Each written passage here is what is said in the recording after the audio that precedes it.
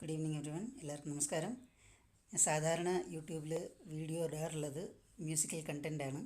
ഇത്തവണ ആദ്യമായിട്ട് ഒരു അക്കാഡമിക് വീഡിയോ ഇടുകയാണ്. So I will be switching language completely in English ആയിരിക്കും. So this video will give you an insight about what is an alternative investment fund. Okay, so by profession, I am a company secretary. I am a postgraduate in commerce. I have been with corporate secretarial sector for last 8 years, since 2018. I completed my CS course. My final exams was on December 2020. Post that, I have not appeared for any exams, professional exams per se, but yes, I have been updating, I have been reading, studying and all those things. So today I'm going to explain on a topic called alternative investment funds. This topic forms part of CS curriculum.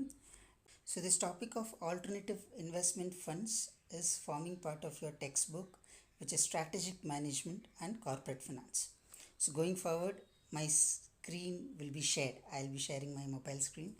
I've highlighted few content and prepared a bit to explain to you guys. So we'll see how it goes.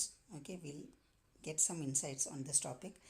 Of course, it will not be a full-fledged video of 20-30 minutes. It will be just be 4-5 minutes. So the intention is to give a conceptual clarity and an understanding of what in essence is this AIFs. Okay, so let's see. So as I said, we will be looking at a topic called alternative investment funds today. See, at the outset, for a business person, for an entrepreneur, the source of finance which is less painful financially and more painful procedurally is equity. Okay, when we raise funds through equity, it doesn't create a charge on our P&L. We are not going to lose any money annually like a fixed interest rate or nothing like that is going to happen. But yes, procedurally he has to undergo a lot of procedure. He has to follow a lot of filings, a lot of meetings. All these things will be involved if there is a equity investment. Okay, so AIF is actually in nature equity. Okay, so to put in a layman's language, very simply speaking, alternate investment funds is actually a rich man's mutual fund. We cannot say mutual fund, but it is in essence like mutual fund, because mutual fund and AIFs are similar in one single aspect, which is like both are pooled funds from multiple people. Okay, so we'll look at how AIF is explained in our textbook. Okay, so an alternative investment fund means a fund established or incorporated in India. So this fund can be set up as a company, trust or LLP or a body corporate. And what it does is the first point which is given below. It pools investments from different investors. It can be Indian investors, foreign investors, and it will invest it further in companies. That is what its main business is. And to invest it further into companies, they will be having an investment policy. Okay, based on that policy, it will invest its funds. So first thing what it does is it will pool funds from selected individuals. It will create a corpus and then it will invest those funds in selected companies. Okay, and AIF excludes mutual funds. Okay, that is the second point which is mentioned here, is not covered under SEBI mutual fund regulations. So the regulatory framework which is applicable to an alternative investment fund is SEBI Alternative Investment Fund Regulations 2012 and not the mutual fund regulations. So in essence, what AIF does is it pools funds, frames an investment policy, and as per that policy, downward invest those funds in selected companies and businesses. Okay, now let's see what are the key aspects. So now when we are seeing these points, we'll get a sense of why it is different from a mutual fund. Okay, so for a mutual fund, I can open a demat account. I can do mutual fund investments using my handset. For me to be an investor in an alternative investment fund, in an AIF, it is not that easy. That is why I said AIF can be explained very simply in a layman language as a rich person's mutual fund. Okay, so key aspects pertaining to AIF as per their regulations. First thing, as we said earlier, it should be having an investment strategy, purpose and investment methodology. Okay, and this investment policy will be their governing document that will decide where that funds will invest, where they will put in their money and all those things. And this strategy cannot be changed until you get the consent of two-thirds of unit holders. Now let's understand what is unit holders. Okay, so every AIF, you see here, every AIF should be having a minimum corpus of 20 crores. No, this is a big amount. Now, minimum investment from an individual is 1 crore, which means if I have to invest in an AIF, my minimum amount which I should pool in is 1 crore.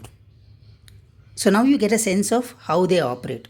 So they find people who can contribute 1 crore single-handedly. Those are select people. Those are not common people. They are typically high net worth individual or people who are already running a successful business. Okay, now there will be a person called sponsor who is like a chief of all these pooled investors, and they will contribute 2.5% or 5 crores of the total corpus, whichever is lower, and one AIF will pool fund with only 1,000 investors, not more than 1,000 investors. And they will raise funds only through private placements. It will not be a public subscription model as in case of mutual fund. This is why I said it is an elite person's mutual fund. You can invest in an AIF only when they approach you. They will come to you with an offer, with a scheme document, and will explain you as to what they are going to do with your money. That is how AIFs operate. See, in practical context, many of Indian banks, okay, leading banks also, and there are specific entities which are into this business. They have their own entity, their own investment vehicles. They pool investments. So in banking and financial sector, biggest names which are doing this is ICICI, Bajaj Capital. All they are also having their AIF division very active. So this key aspects pertaining to AIFs gives us a sense of how it is different from any other mutual funds. Okay. Now there are categories of AIF: category 1, category 2 and category 3. Now the essence of this distinction also lies in where they invest and how they pool their funds.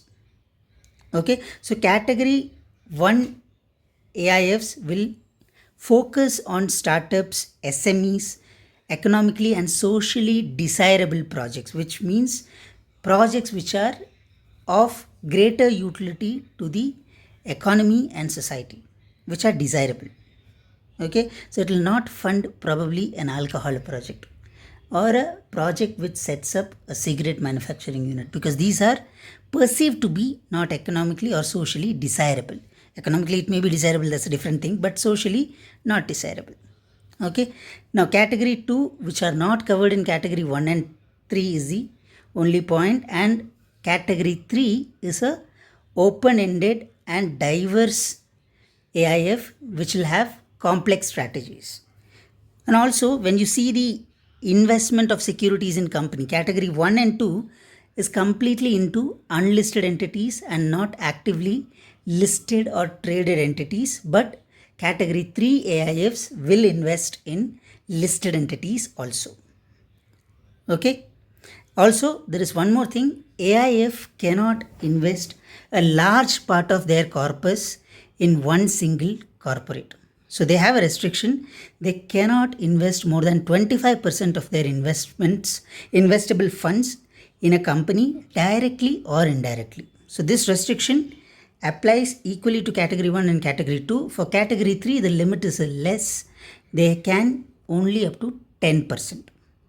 For category 1 and 2 AIFs, they have the freedom to invest 25% of their corpus in one company, but category 3 AIFs does not have that benefit. Okay, and in terms of borrowing, category 1 cannot borrow at all. For capital purposes, they cannot borrow. For their temporary working capital or some arrangements, they can do that too, maximum for 30 days, 4 times in a year, and 10% of their investable funds is the monetary threshold for them to borrow. More than that, they cannot borrow. So for category 2 AIFs also it is the same as category 1, and category 3 they can borrow with the consent of their investors. By tenure we mean the tenure up to which the investment will be held by that pooled investment vehicle. Suppose a high net worth individual gave an amount of 1 crore to a AIF. They will keep that fund for 3 years, invest it elsewhere, and after 3 years they will return that fund. And this 3-year tenure can be extended only with the approval of 2/3 of investors. The same provisions apply for category 2. Now for category 3 AIFs, there is no tenure which is kept. It is an open-ended scheme usually. It can be closed-ended also, and their tenure can be extended as the same provision with the consent of 2/3 in value of investors. So this is basics about AIFs which I have tried to explain in a very simple manner. We'll see how it has helped stakeholders in terms of understanding this topic. I'll be doing more videos like this. Let's see how it goes. It is drawing twofold benefits for me. At least for me it is okay, fine, I'm learning some new topic, and also if it helps people, we'll do more of these videos. Okay, so in case of any questions or clarifications on this topic, you can reach out to my coordinates which will be given in the description of this video.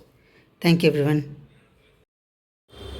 One more thing which we should understand from an investor's perspective in an AIF is that the return is completely contingent.